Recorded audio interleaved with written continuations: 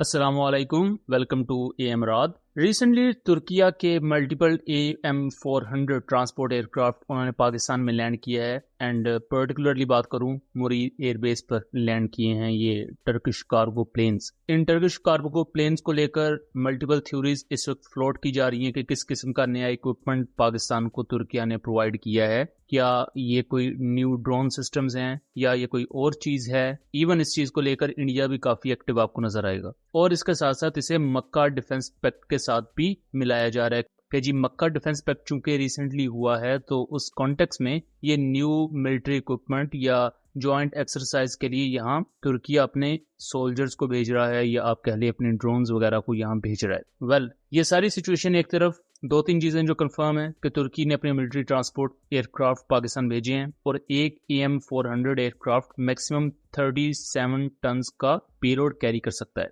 इसमें ड्रोन्स भी कैरी करवाए जा सकते हैं, ये ट्रूप्स को लेकर जा सकते हैं, ये इवन एयरक्राफ्ट के अनअसेंबल्ड पार्ट्स को लेकर जा सकते हैं, मिसाइल्स A to Z जो मिलिट्री इक्विपमेंट उसे अनअसेंबल्ड वे में ट्रांसपोर्ट करवाया जा सकता है AM400 के थ्रू। इंडिया के जो रॉ बैक प्लेटफॉर्म्स हैं, इंडियन गवर्नमेंट बेस्ड जो उनके IT सेल्स हैं, वो क्लेम कर रहे हैं कि तुर्की ने अपना next generation mobile command and control system Pakistan भिजवाया है, क्योंकि इंडिया क्लेम करता है कि पाकिस्तान का एक नेक्स्ट जनरेशन ट्रेलर बेस्ड या ट्रक बेस्ड जो कमांड एंड कंट्रोल सेंटर था जिसे NGMMCC कहा जाता है, इसे इंडिया ने डिस्ट्रॉय किया था नूर खान बेस पर मई 2025 में ब्रह्मोस स्ट्राइक के थ्रू। जबकि पाकिस्तान क्लेम करता है कि वो जो 2 ट्रक्स थे वो लॉजिस्टिक बेसिकली कैरी कर रहे थे और वो कोई trailer based command and control centre नहीं था। यहाँ पर इंडिया और पाकिस्तान के जो क्लेम्स हैं वो आपस में डिस्प्यूटेड हैं। इंडिया का क्लेम है कि जी हमने command and control centre destroy किया और पाकिस्तान का क्लेम है कि वो लॉजिस्टिक वाले ट्रक थे। अब ये next generation command and control centre है क्या, और पाकिस्तान वैसे Turkish made command and control centres use कर रहा है, पाकिस्तान आर्मी एविएशन भी यूज करती है,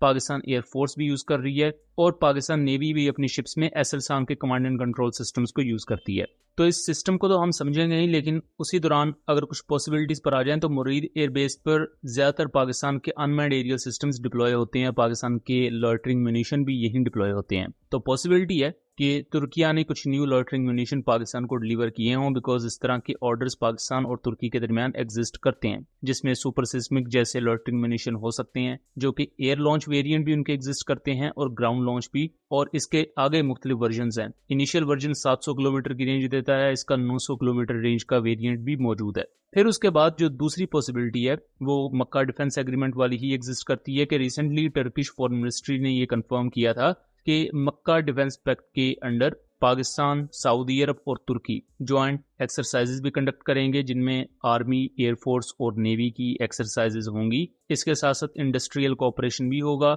और इन 3 कंट्रीज के जो डिफेंस एग्रीमेंट्स हैं उनको बिल्कुल अलग तरीके से ट्रीट किया जाएगा, यानी कि एक्सक्लूसिवली ट्रीट किया जाएगा। तो उस कॉन्टेक्स्ट में अगर पाकिस्तान और तुर्की की जॉइंट एक्सरसाइजेज हो रही हैं तो ये पॉसिबिलिटी है कि तुर्की ने अपने कुछ अनमैन्ड एरियल सिस्टम्स या अपनी स्पेशल फोर्सेस को AM400 के थ्रू पाकिस्तान डिलीवर किया हो। अब अगर इंडियन अजम्पशन पर आ जाए तो इंडिया का क्लेम है कि next generation mobile command and control centre Pakistan भिजवाया गया है। वेल ये जो कमांड एंड कंट्रोल सेंटर होता है ये सिर्फ ड्रोन्स के लिए ही कारगर नहीं होता, इनके थ्रू सिर्फ ड्रोन्स को ही गाइड या फ्लाई नहीं करवाया जाता। इवन जो आपके क्रूज मिसाइल्स फायर किए जाते हैं, लॉयटरिंग म्यूनिशन फायर किए जाते हैं, उनको गाइडेंस भी यहीं से प्रोवाइड की जाती है। और यहाँ मेन इसका कंपोनेंट होता है आपका टेक्टिकल डाटा लिंक सिस्टम, आपका वो इंटरनल कम्युनिकेशन सिस्टम जिसके थ्रू आपकी ग्राउंड बेस्ड रेडार्स, आपके फाइटर जेट्स, आपके मिसाइल्स, आपकी A to Z चीज आपस में कम्युनिकेट कर सकती है, गाइडेंस हासिल कर सकती है और अपना डाटा शेयर कर सकती है। अब ये trailer based command and control centre क्या होता है कि एक ट्रक होता है बेसिकली,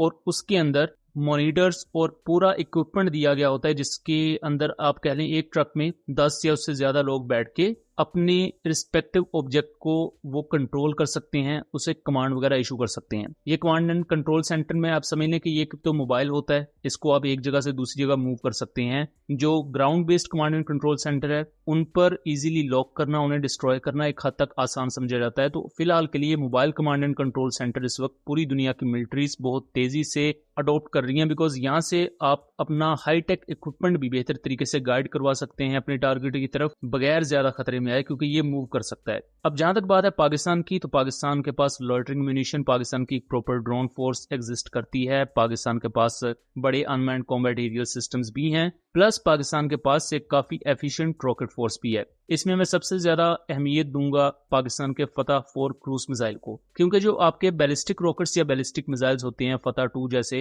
या फतह 1 जैसे, इनको आप मिड कोर्स गाइडेंस प्रोवाइड करते हैं, लेकिन नॉर्मली इनमें इनिशियली जीपीएस कोऑर्डिनेट्स डाल दिए जाते हैं और ये खुद ब खुद अपने डायरेक्टली टारगेट पर जाके स्ट्राइक करते हैं। जबकि जो क्रूज मिसाइल्स हैं, चाहे हम फतह 3 की बात करें जो सुपरसोनिक क्रूज मिसाइल है, और फतह 4 जो एक सबसोनिक क्रूज मिसाइल है और मैक्सिमम 750 किलोमीटर की रेंज देता है, इसमें क्या होता है कि आपको मिड कोर्स गाइडेंस प्रोवाइड करनी पड़ती है। ये मिसाइल्स प्रॉपर एक ड्रोन की तरह मैनूवर कर सकते हैं पहाड़ी एरियाज में जहां बैलिस्टिक मिसाइल उतना बेहतर तरीके से टारगेट नहीं कर सकते, पहाड़ी क्लिफ्स होने की वजह से और डिफिकल्ट ट्रेन होने की वजह से। वहां इस तरह की क्रूज मिसाइल, चूंकि उनकी मैनूवरेबिलिटी बेहतर होती है, इनकी हैंडलिंग बेहतर होती है, प्लस एक बेहतर तरीके से इनको मिड कोर्स गाइडेंस प्रोवाइड की जा सकती है इनकी फ्लाइट के दौरान ही, तो ये अपनी डायरेक्शन भी चेंज कर सकते हैं, अपने इवन टारगेट को आप चेंज करवा सकते हैं जिसको इसने स्ट्राइक करना है। तो वहां इस तरह के mobile command and control centre बहुत ही ज्यादा काम आते हैं, और खास तौर पर अगर ऐसा mobile command and control centre Pakistan के किसी जंगली एरिया या कश्मीर जैसे जो एरियाज हैं, हिली एरियाज, वहां अपने कैमोफ्लेज के अंडर रखा हुआ है, तो उसे डिटेक्ट कर पाना भी मुश्किल है। और क्रिटिकल ऑपरेशंस जैसा कि अगर आपने फतह 4 जैसे मिसाइल को लॉन्च करवाना है, लॉइटरिंग म्यूनिशन को गाइड करवाना है, तो वो ऐसे mobile command and control centre के थ्रू करवाया जा सकता है। सो दोस्तों, ये था एक एनालिसिस। उम्मीद करता हूँ चीजें क्लियर रही होंगी। वीडियो पसंद आई हो तो इसे ज्यादा से ज्यादा शेयर कीजिएगा ताकि इस तरह की मजीद इन्फॉर्मेटिव वीडियोस हम आपके लिए लेकर आ सकें। मिलेंगे अगली वीडियो में, तब तक के लिए अल्लाह हाफिज।